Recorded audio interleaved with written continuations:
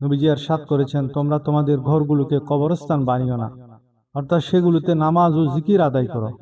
যে ঘরে আল্লাহর জিকির হয় তা বরকতের কেন্দ্রবিন্দুতে পরিণত হয়। শয়তান সে ঘর থেকে দূরে পালায় এবং সেখানে রোগবালাই, ঝগড়া বিবাদ, অশান্তি দানা বাঁধতে পারে না। এই জিকিরের শক্তিতে ঘরের সমস্ত লোকের অন্তরে প্রশান্তি পয়দা হয়। স্বামী স্ত্রীর সম্পর্কের মধ্যে মহব্বত ও সৌহার্দ্য বৃদ্ধি পায় এবং ছোট বড় সবাই একে অপরের অধিকারের প্রতি খেয়াল রাখতে শুরু করে। এটি এমন এক আধ্যাত্মিক শক্তি যা আপনার ঘরকে হিংসুকের কুদৃষ্টি, জাদুর আসর এবং সব ধরনের অনিষ্ট থেকে সুরক্ষিত রাখে। সুতরাং ফজরের পরের এই আমলটি কেবল একটি ওজিফা নয়, বরং এটি আপনার পুরো পরিবারের জন্য একটি সুরক্ষামূলক ও বরকতময় ব্যবস্থা। এটি মানুষের পেরেশানি ও ঋণগ্রস্ততা দূর করে। মানুষ কোনো না কোনো সমস্যায় জর্জরিত, কারো সন্তানের চিন্তা, কারো স্বাস্থ্যের চিন্তা, কারো ঋণের চিন্তা, আবার কেউ ভবিষ্যতের অজানা ভয়ে ভীত। মনে রাখবেন, মানুষের উপর যে পেরেশানি আসুক না কেন, তা আল্লাহর পক্ষ থেকে পরীক্ষা অথবা আমাদের নিজেদের গুনাহের ফসল। এই বরকতপূর্ণ কালমার একটি বড় ফায়দা হলো এটি গুনাহ মাফের মাধ্যম। আর গুনাহ যখন মাফ হয়ে যায় তখন পেরেশানি নিজে থেকেই দূর হতে শুরু করে। হযরত ওসমান বিন আফফান রাদিয়াল্লাহু থেকে বর্ণিত, নবীজি ইরশাদ করেছেন, যে ব্যক্তি সকালে এই দোয়াটি পাঠ করবে সন্ধ্যা পর্যন্ত কোনো জিনিস তার ক্ষতি করতে পারবে না, আর যে সন্ধ্যায় এটি পাঠ করবে সকাল পর্যন্ত কোনো জিনিস তার ক্ষতি করতে পারবে না। এ হাদিস দ্বারা স্পষ্ট যে এই আমল আপনাকে পুরো একদিনের জন্য আল্লাহর হেফাজতে নিয়ে নেয়। এই কালমা যেন আপনার সমস্ত পেরেশানি, আর্থিক অনটন, আকস্মিক বিপদ আপদ থেকে বাঁচার এক আসমানি হাতিয়ার। ঋণের চিন্তা, আর্থিক তঙ্গি বর্তমান যুগের সবচেয়ে বড় সমস্যা। নবী আকরাম সাল্লাল্লাহু আলাইহি ওয়াসাল্লাম আমাদের সব ধরনের দুঃখ ও ঋণ থেকে মুক্তির জন্য সকাল সন্ধ্যা আল্লাহর কাছে আশ্রয় চাওয়ার শিক্ষা দিয়েছেন। যখন আপনি এই বিশেষ কালেমার জিকির করবেন, তখন আপনি নিজেকে আল্লাহর দরবারে সঁপে দেবেন। আল্লাহ তাআলা তখন আপনার জন্য এমন স্থান থেকে রিজিক ও সাহায্যের দরজা খুলে দেবেন যা আপনি কল্পনাও করতে পারবেন না। যারা আল্লাহর উপর তাওয়াক্কুল করে, আল্লাহ তাদের জন্য যথেষ্ট হয়ে যান। এবার আমরা আরো গভীরভাবে আলোচনা করব যে আপনার এই আমলের মাধ্যমে সন্তানের অনুগত হওয়ার ক্ষেত্রে কিরূপ প্রভাব পড়ে। সন্তানের অবাধ্য হওয়া এবং পিতামাতার সম্মান না করাও আজকালকার একটি বড় সমস্যা। এটি বাস্তব যে সন্তানের ন্যাক ও অনুগত হওয়া অনেকাংশই পিতামাতার নিজস্ব আমলের উপর নির্ভর করে। যখন পিতামাতা নিজেরা ভোরে জাগ্রত হন, ফজরের নামাজ আদায় করেন এবং আল্লাহর জিকির করেন, তখন তারা ঘরে এমন এক আধ্যাত্মিক পরিবেশ তৈরি করেন যার ইতিবাচক প্রভাব সন্তানের উপর পড়তে বাধ্য। আপনার এই আমল সন্তানের জন্য একটি ব্যবহারিক শিক্ষা হিসেবে কাজ করে। তারা দেখে যে তাদের পিতামাতা আল্লাহর সাথে কত মজবুত সম্পর্ক রাখছেন। এছাড়া আপনি যখন আল্লাহর জিকিরে মশগুল হয়ে নিজের জবান ও অন্তর থেকে দোয়া করবেন, তখন তা আল্লাহর আরশ পর্যন্ত পৌঁছাবে। হে আল্লাহ, আমার সন্তানকে অনুগত বানিয়ে দাও। আপনার এই দোয়াটি আল্লাহর দরবারে দ্রুত কবুলিয়ত লাভ করবে।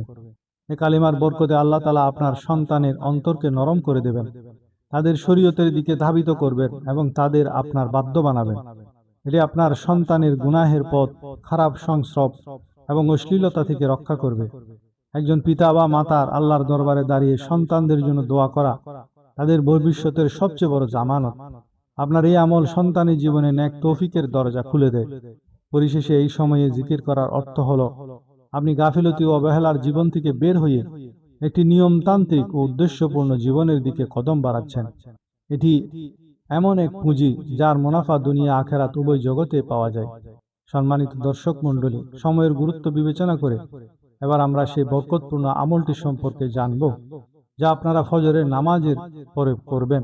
সে কলমাটি হলো সুবহানাল্লাহি ওয়ালহামদুলিল্লাহি ওয়ালা ইলাহা ইল্লাল্লাহু আল্লাহু আকবার ওয়ালা হাওলা ওয়ালা কুওয়াতা ইল্লা বিল্লাহিল আলিয়্যিল আযীম। সুবহানাল্লাহি ওয়ালহামদুলিল্লাহি ওয়ালা ইলাহা ইল্লাল্লাহু আল্লাহু আকবার ওয়ালা হাওলা ওয়ালা কুওয়াতা ইল্লা বিল্লাহিল আলিয়্যিল আযীম। ফজরের নামাজ আদায় করার পর নিজের বসার স্থানে সম্পূর্ণ খুজু ও মনোযোগের সাথে বসে এই ধারাবাহিকতায় আমলটি শুরু করুন।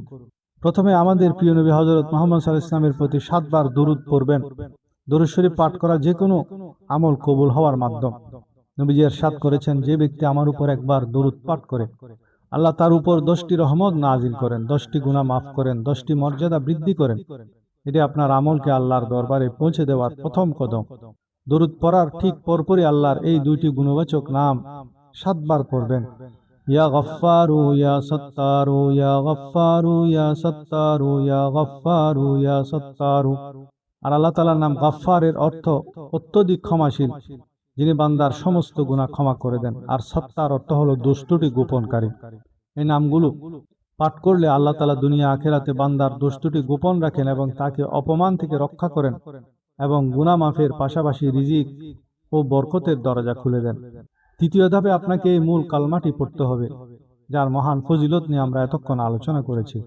সুবহানাল্লাহি ওয়াল হামদুলিল্লাহি ওয়ালা ইলাহা ইল্লাল্লাহু আল্লাহু আকবার ওয়ালা হাওলা ওয়ালা কুওয়াতা ইল্লা বিল্লাহিল আলিয়্যিল আযীম। এই তাসবিহটি কমপক্ষে 100 বার পাঠ করবেন। অধিক সওয়াবের জন্য 300 বার এবং তারও বেশি পড়া যেতে পারে। এই কালমাটি জান্নাতের গুপ্তধন সমূহের একটি। এতে তৌহিদ, হামদ, আল্লাহর সাহায্য প্রার্থনা শামিল রয়েছে। এই কালমাগুলি আপনাকে জাহান্নাম থেকে মুক্তি দিতে, গুনাহ মাফ করতে এবং আপনার সন্তানকে মুসিবত থেকে বাঁচাতে মজবুত ঢাল হিসেবে কাজ করবে। এরপর 100 বার ইস্তেগফার পড়বেন। আস্তাগফিরুল্লাহ আস্তাগফিরুল্লাহ, আমি আল্লাহর কাছে ক্ষমা চাচ্ছি। ইস্তেগফার গুনাহ খাতা মিটিয়ে দেয়, আল্লাহর সন্তুষ্টি এনে দেয়, রিজিকে বরকত দান করে, গায়েব থেকে সাহায্য মেলায় এবং ঘর থেকে পেরেশানি দূর করে।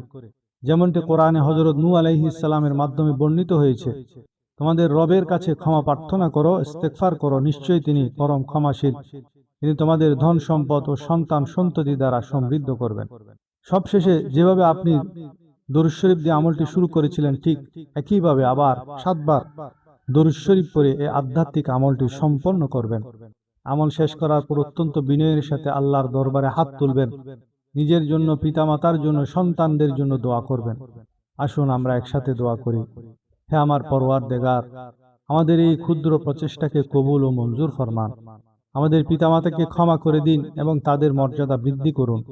আমাদের জাহান্নামের আযাব থেকে নাজাত দান করুন, আমিন। আমাদের সন্তানদের সব ধরনের বিপদ আপদ ও অনিষ্ট থেকে সুরক্ষিত রাখুন। ইয়া আল্লাহ, আমাদের রিজিকে বরকত, ঘরে শান্তি এবং দুনিয়া ও আখিরাতে কল্যাণ দান করুন, আমিন। প্রিয় দিনী ভাই ও বোনেরা, এই নিয়মটি আল্লাহর রহমত লাভ করার এবং আপনার আগামী প্রজন্মকে নিরাপদ রাখার একটি উত্তম মাধ্যম। এই আমলটিকে আপনার দৈনন্দিন জীবনের অংশ বানিয়ে নিন এবং অন্যদের এটি করার পরামর্শ দিন। আল্লাহর কাছে দোয়া করি, আল্লাহ তাআলা আমার বলা এবং আপনাদের শোনাকে তার পবিত্র দরবারে মঞ্জুর করুন।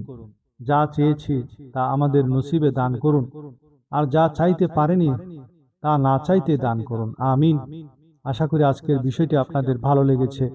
ভালো লেগে থাকলে চ্যানেলটি অবশ্যই সাবস্ক্রাইব করবেন এবং কমেন্ট সেকশনে আল্লাহর 99টি নামের মধ্য থেকে যে কোনো একটি নাম লিখে শেয়ার করবেন।